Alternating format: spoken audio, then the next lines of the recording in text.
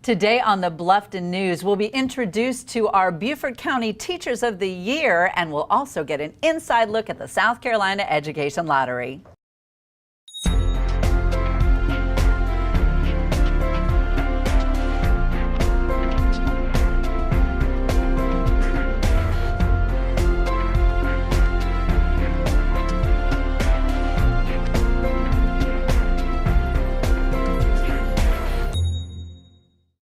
Welcome to the Bluffton News. I'm Anneliza Itkor, and it's been a busy week in Bluffton. Let's first take a look at Bluffton's current headlines.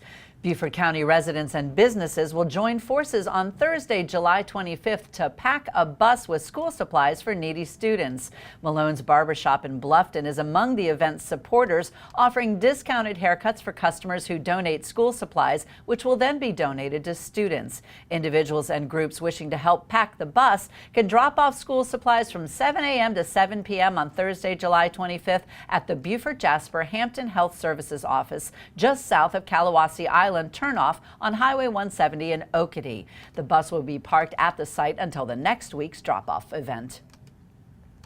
Some residents of Old Town Bluffton are concerned with parking and noise in their neighborhood. At last week's Bluffton Town Council meeting, residents voiced some of those concerns to Town Council in the hopes of getting the matter resolved. Garfield Moss, who lives on Lawrence Street, says he has a list of 13 residents who are bothered by excessive noise and people parking on the street. Another resident, Patricia Loper, who lives on Calhoun Street, said many driveways are constantly being blocked by people parking on the street.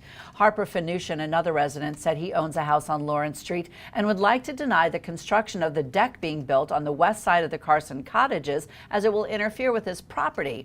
Mayor Lisa Solka told the residents that town officials would look into their concerns. The Beaufort County School District is teaming up with Hargray and other corporate sponsors to hold a back-to-school expo designed to give students and their families a day of fun, food, door prizes, and valuable information about the upcoming school year. The annual expo is scheduled at Hilton Head Island High School on July 27th. Both events will run from 9 a.m. to 3 p.m. and free transportation will be provided from several centralized locations.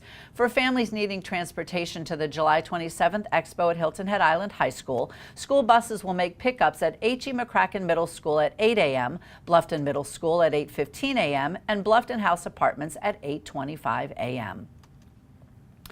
According to a lawsuit filed by hospitals and healthcare associations, South Carolina should reinstate a program that regulates whether new medical facilities can be built, hospitals can expand, and doctors can buy expensive equipment.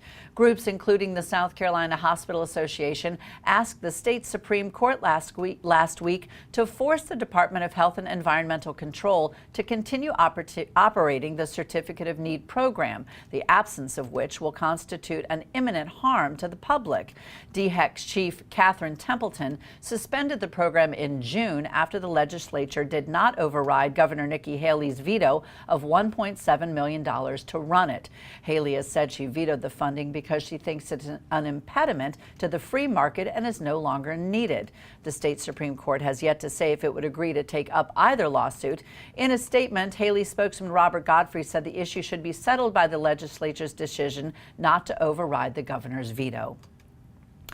Beaufort and Jasper counties have typically enjoyed lower unemployment rates than other counties, in part because of the coast's higher retiree population and reliable hospitality industry. However, both counties saw their unemployment rate grow more than a full percentage point from May to June. Beaufort County's jobless rate rose from 6.8% in May to 7.9% last month, while Jasper County jumped from 6.9% to 8.1%. The state as a whole, however, was more stable. South Carolina's rate edged up from 8% to 8.1%, continuing South Carolina's long-standing position, lagging behind the nation's recovery. The national jobless rate was 7.6%. And here's what's happening around the state. Authorities say a security officer at an Anderson hospital has been charged with killing his estranged wife and injuring 2 other people in a shooting. 44-year-old Robert Hurl killed 42-year-old Brenda Hurl after she came to visit him and their 10-year-old son Friday night at their home near Iva. The boy told investigators his parents argued and the 2 people who were wounded went down to break up the fight. Brenda Hurl filed an order of protection against her husband after a criminal domestic violence charge in 2011 and filed for divorce in 2012, although that case was dropped a month later. For more information on these headlines and more, please check out the media sources you see listed on your screen. You can also follow us on Facebook and Twitter.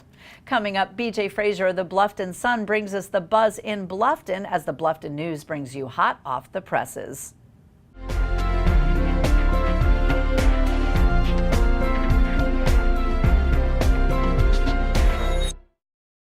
Welcome to Brown Golf, where playing here has its rewards.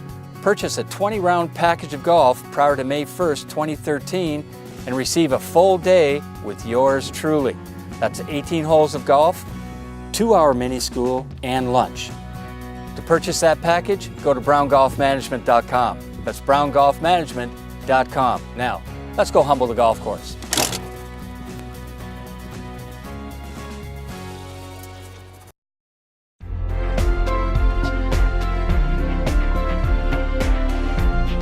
Welcome back to the Bluffton News. I've got BJ Frazier with us now from the Bluffton Sun. And BJ, you have a great story to start us off with today. We're going to be doing some shopping in Bluffton.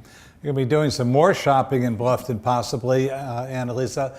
You know, there's a beautiful parcel of 66 acres of land at the intersection of 278 and 46. And I didn't realize it till this story broke, but you know, that would make a fabulous retail location, and apparently a Georgia developer thinks so as well. There was a printing facility there before this, and now the key is that this developer has to clean that up. It needs some environmental cleanup, and if he can do that, it will probably be smooth sailing for him to put in some more big boxes. That's what he intends to do. So we'll see how all that ends up, but he's got to clean up that site, and there shouldn't be a problem with more big boxes because obviously 278 is loaded with them. So now, stay tuned. Real quickly, explain to our viewers what a big box store means.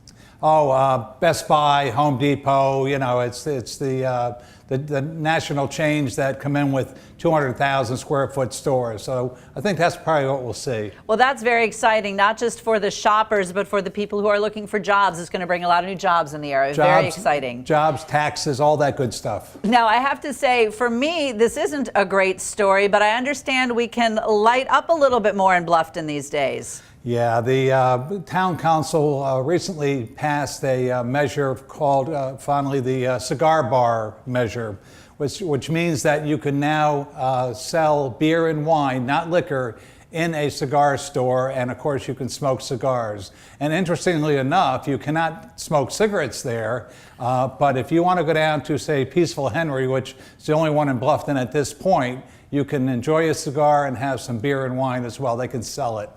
And some council members and citizens feel that this might be a slippery slope, and others will try to get smoking into their establishments because, of course, it's banned.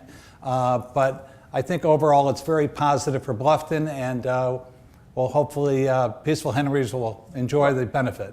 It'll make my hubby happy. He loves his cigars. There you go. Now, any big events coming up in Bluffton? Yeah, I believe it's July 26th, the Dixie Softball Ponytail World Series. Now, I'm assuming that's women, although, you know, it could be a few guys with ponytails, but they're coming to Bluffton, and it's a week-long, 5-day event that's going to bring thousands of tourists and visitors to our community, which is great news. The not-so-great news is that there's going to be a shortage of hotel rooms. The local ones are almost full already, so I don't know where these people are going to stay. And maybe they'll build a new hotel out there in that new development as well. But it's going to be fun. We're going to enjoy seeing the crowds. Awesome. BJ, thanks so much. As always, great stories. Thank you, Anneliza. We have Shellie West-Hodges joining us now. So, Shellie, we're going to be talking about the Bluffton Business Report. And one of the most important elements of business is businesses being able to get out there and network. And I understand that's what you are focusing on today. Yes, a lot of networking. People really, especially as business owners and anybody that really does sales or really needs to touch people, it's a great opportunity for them to get exposure. And it's real important that people are really consistent about what they do as far as networking. So there's a lot of networking opportunities coming up this next month. Well, give us an example of one. Now, pretty much every Tuesday, the first, second, and third Tuesdays, there's a networking event in the area of Bluffton, which is pretty much considered from bridge to bridge. Every first Tuesday, there is a lunch and learn. The next lunch and learn is going to be at Hogshead Kitchen over in Malls Creek Village. And that's an opportunity for business folks to get together and do a roundtable discussion about a topic that's of interest to them while they're having lunch together. And the topic, August the 6th, is going to be PR by the seat of your pants. And that's going to be facilitated by Larry Hughes, who is with the Incubator Center. So we're real excited about that. And it's at 11:30 on August 6th. That sounds like a great opportunity.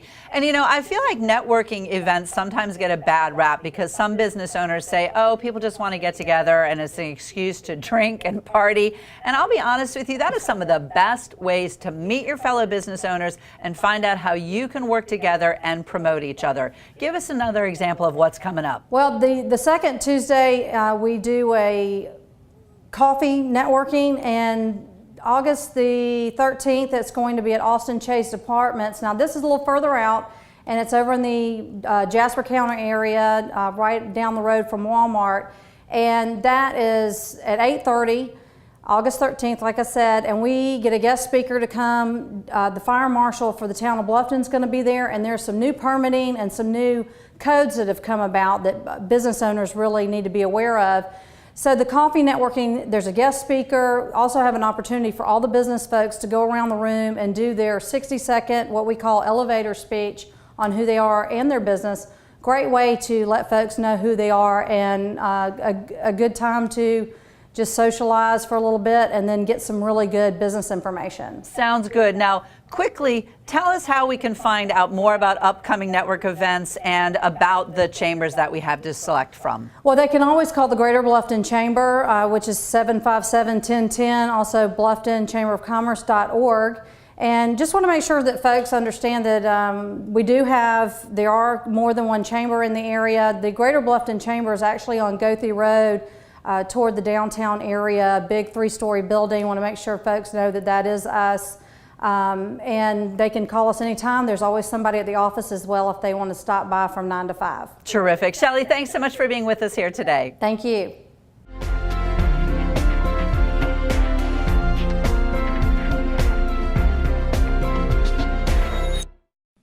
Have you noticed all of the people, activity, construction, and new business on Buckwalter Parkway? Buckwalter Place is a 94-acre knowledge-based, mixed-use, new town development in Bluffton, South Carolina, and is the focus and nexus of a significant amount of economic, commercial, governmental, educational, entertainment, social, and cultural activity in southern Beaufort County. If you haven't already, visit Buckwalter Place and experience it for yourself. Buckwalter Place. Live well. Connected.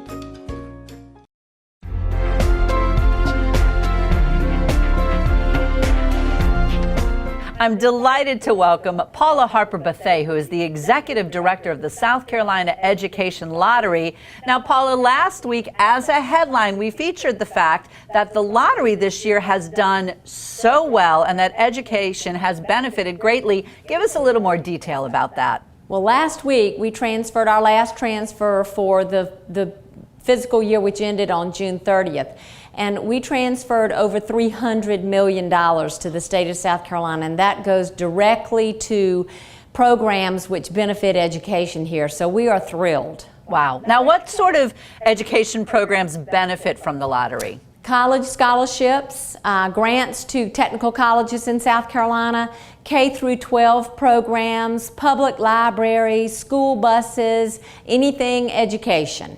I think that sometimes we get a little lost in the fact that it's about the money when really it's about the education. Give us an idea of how many scholarships and grants you guys take care of. Well, since the lottery started, we've transferred over $3 billion to the state of South Carolina. We've given over a million scholarships. And in Beaufort County alone, since the lottery started, we've given $35 million in scholarships here. So it plays a significant role in education in South Carolina. Now, I know our viewers are curious about who decides how the money is distributed. Thank goodness I don't. The legislature, We transfer, every 2 weeks, we transfer all of our money to the state of South Carolina, and the legislature actually decides how the dollars are invested in the state. Okay, well, let's get a little more personal. Specifically, how has Beaufort County benefited from the lottery? Well, $35 million in scholarships, $12.5 million to K through 12, and $390,000 to libraries, and that's just Beaufort County.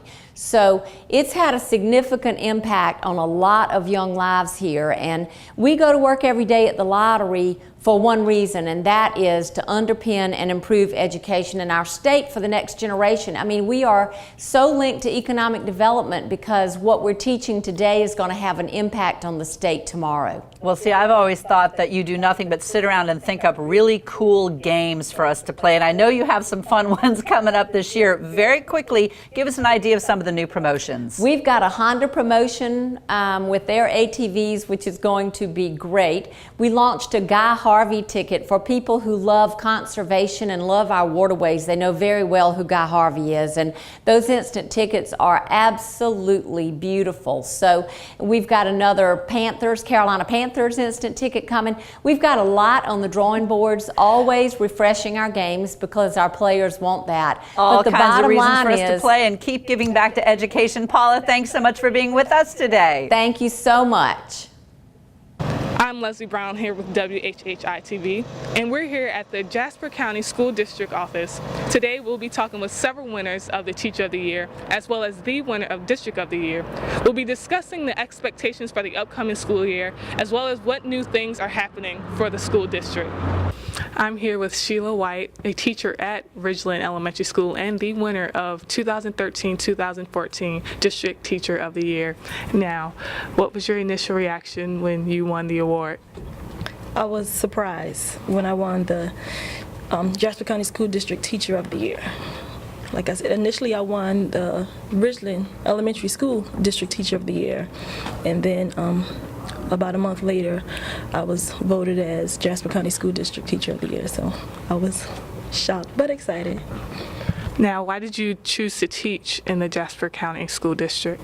Growing up, I went to school in a rural area, so I always wanted to come back and teach in a rural area. So what are your expectations for the upcoming year?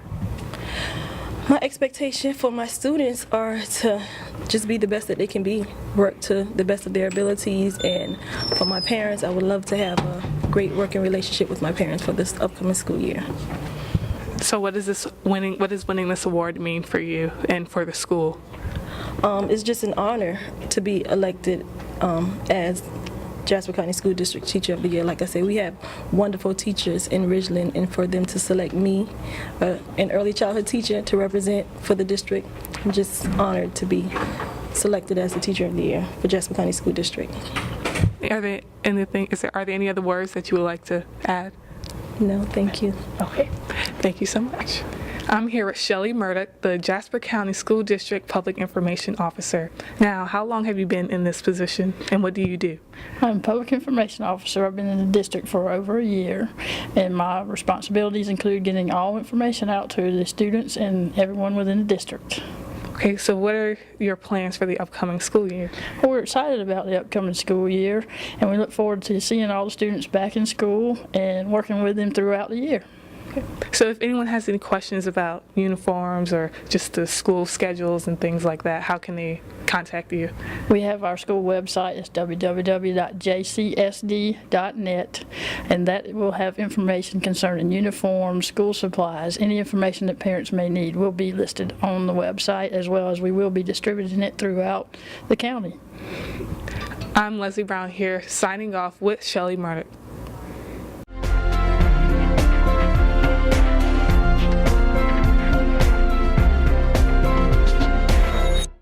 How's the air temp at your house? Hotter? Colder? Never fear, Season 7 at Covert Air is now underway. If your home is not in the comfort zone, we can be on the scene today. Clean a little coil, find a little leak. If it's over the hill, replace it. Summer's coming, have no worries. Sit back, relax, and stay cool. Covert Air to the rescue. Available 24 hours a day, 7 days a week.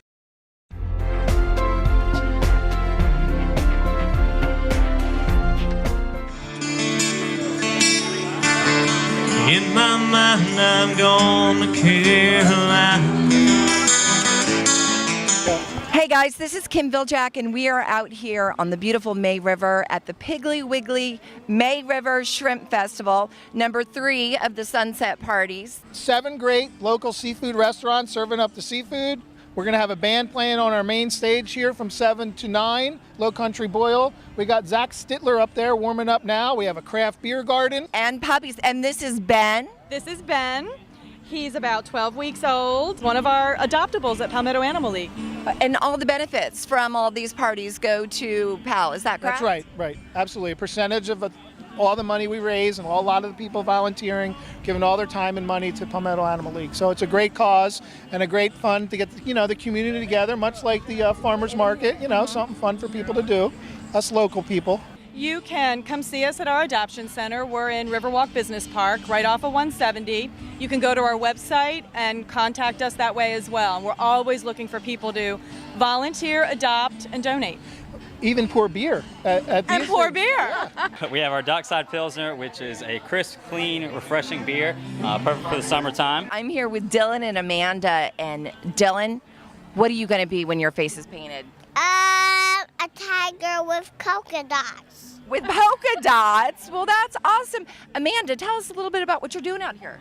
I came out for the Animal League charity, and I'm painting faces, hoping to raise a little money and put some smiles on some faces tonight. Oh, that's wonderful. I think you're doing a good job at that. Now, who are you with? What business are you with? Eye Candy Art Studios out of Richmond Hill, Georgia. Oh, wonderful. Okay. Well, Dylan, I can see it now. You're really starting to look like a tiger. Okay. Could you give us a roar? Look over at the camera and give us a roar. Like a tiger? Oh, nice, Dylan. Thank you. Well, tonight we're doing free buzz cuts to support the Animal League for a donation. Just come in and get a free buzz cut and make a generous donation to the Animal League and support us. And we're out here trying to support the community and seeing some of our loyal clients. So come on out. It's going to be a fun night. Caribbean from Ezra. Oh, what'd you have from over there? I'm not sure what it was. It was red beans and rice and some shrimp in sauce. It was good. Oh, it sounds delicious. Now, have you eaten yet tonight? I have not, but I'm thinking that he's giving me some good advice. I can't decide what I'm going to have. The lobster roll was excellent also. Really? I heard they're incredible. They are. I'm going to go back for seconds. I'm going for first. Me too. I'll meet you over there. All right. Deal. Back to you. Thank you. Thanks. Thanks for joining us for the news program that is all Bluffton all the time. I'm Anneliza Itkor for the Bluffton News. We'll see you next time.